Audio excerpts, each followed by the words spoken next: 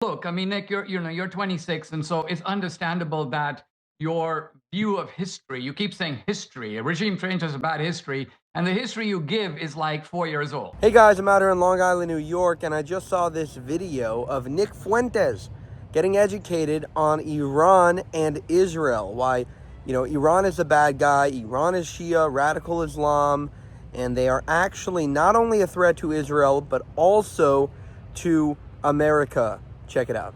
The fact that there is a jihadi or radical strain of Islam, this ultimately is what is driving a lot of these radical Muslims, right? They are Hezbollah, Hamas. It doesn't matter whether they're Shia or Sunni. Hamas is Sunni. Why is Iran funding Hamas? Because they don't care about those distinctions at the end of the day. At the end of the day, they care about whether you're an infidel, yes or no.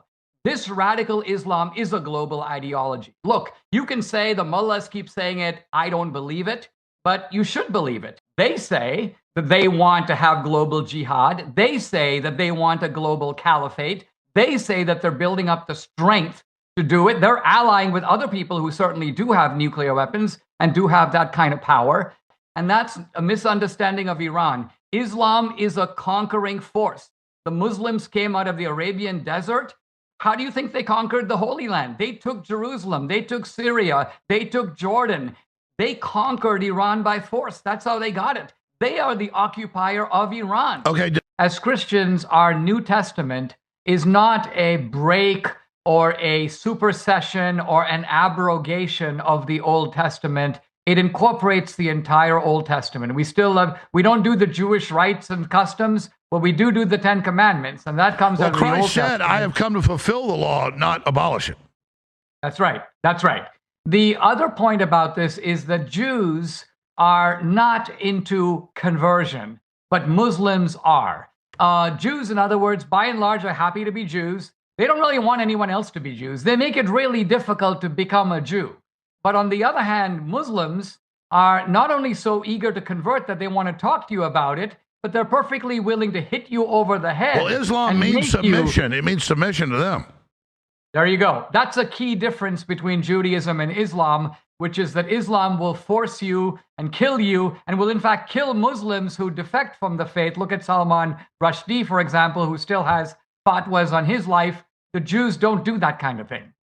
I will say, for anybody that misunderstands my position, I agree Iran is an adversary. I'm under no illusions about the fact that our State Department, our Defense Department compiles this sort of information. And look, Russia, China, Iran, they are our adversaries. They are forming up a bloc or a posse, whatever you want to call it, to challenge U.S. power. Iran does not trust us. They don't like us. And they do back groups that I don't support their tactics. I don't support terrorism and hostage taking and these types of things. You don't support a theocratic dictatorship?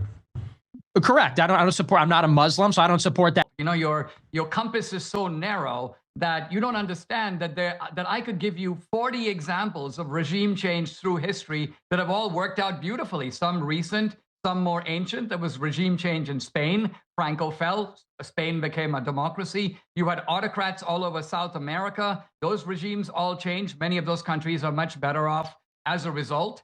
The United States produced regime change in Mexico. There was a dictator named Santana. He was the one who actually came and fought against us in the Alamo and in Texas. Ultimately, Santana was overthrown. That was excellent regime change. I'm not even counting, of course, the Nazi regime in Japan in World War II. The Soviet Union was regime change of an excellent quality.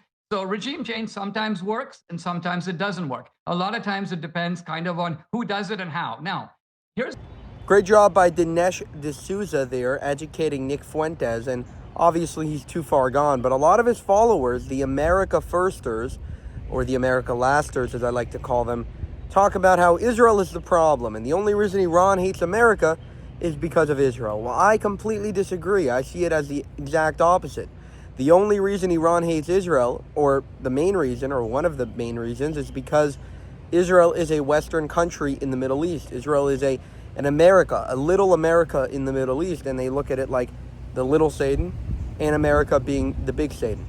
And they, say this openly. Marg Bar America. First they say Marg Bar Israel, then they say Marg Bar America. Death to Israel, and then they say death to America. So they're very clearly stating that they hate America. They have no love for America, and they have a problem with us, both in America and Israel. They also have a problem with Jews, and Islam is a whole separate thing, but they also have a massive problem with the United States. And anybody that's America first that says, oh, yeah, we just leave them alone, even while they attack us or threaten us or talk about taking out our President Donald J. Trump, and they actually put out a video of an Iranian assassinating Trump, we just let that slide. We're supposed to just let that slide, and that's fine, yeah, just keep going. No. That needs to be stopped, and definitely they should not have nuclear weapons. For more, subscribe to the channel. If you want to help us make more of these videos and support us, you can go to buymeacoffee.com/Jewish Uncensored. Thank you for watching, and have a good one.